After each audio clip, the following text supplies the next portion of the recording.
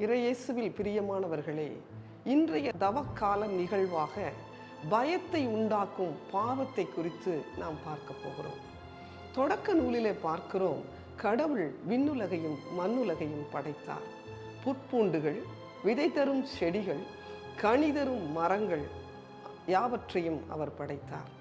கடவுள் அது நல்லது என்று கண்டார். தம் உருவில் மானிடரை படைத்தார். ஆணும் பெண்ணுமாக அவர்களை படைத்தார். கடவுள் அவர்களுக்கு ஆசி வழங்கி பழுகி பெருகுங்கள் என்றார்.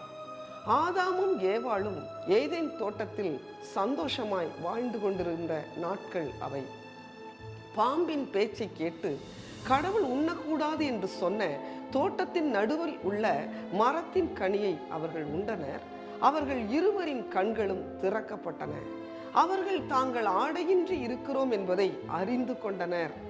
தொடக்க நூல் 1ஆம் அதிகாரம் 8வது வசனத்துல பார்க்கிறோம், மென்காற்று வீசிய பொழுது தோட்டத்தில் ஆண்டவராகிய கடவுள் உலவிக் கொண்டிருந்த ஓசையை கேட்டவுடன் ஆதாமும் அவன் மனைவியும் ஆண்டவராகிய கடவுளின் திருமுன்னிலிருந்து விலகி தோட்டத்தின் மரங்களுக்கு இடையே ஒளிந்து கொண்டனர்.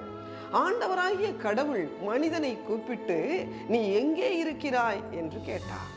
உன் குரல் ஒலியை நான் கேட்டேன், ஆனால் எனக்கு அச்சமாக இருந்தது, ஏனென்றால் நான் ஆடையின்றி இருந்தேன் என்று சொல்லி ஆதாம் சொல்லுகிறதை பார்க்கிறோம். எனக்கு அருமையானவர்களே, பாவம் செய்கிற பொழுது நம்முடைய உள்ளத்தில் பயம் உண்டாகிறது. பாவம் ஆண்டவருடைய திரு சன்னிதானத்திலிருந்து நம்மை விலகச் செய்கிறது. எனக்கு அருமையான ஒரு வாலிபனை தெரியும். அந்த வாலிபன் என்ன செய்தான், ஒவ்வொரு நாளும் பிரவுசிங் சென்டருக்குள்ள போய் ஆபாச படங்களை கண்டு கழித்தான். இப்படி பல நாட்கள் உருண்டோடியது.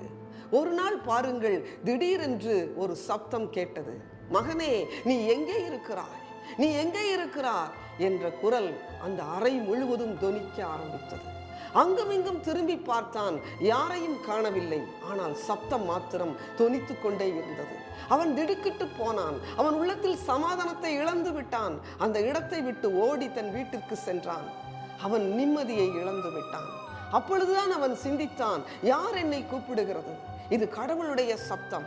யார் பார்க்காவிட்டாலும் கடவுள் என்னை பார்த்து விட்டார் என்ற பய உணர்வு அவனுக்குள் உண்டானது. ஆண்டவரை நோக்கி அவன் பார்க்க ஆரம்பித்தான். அவன் உள்ளம் வருந்தினான்.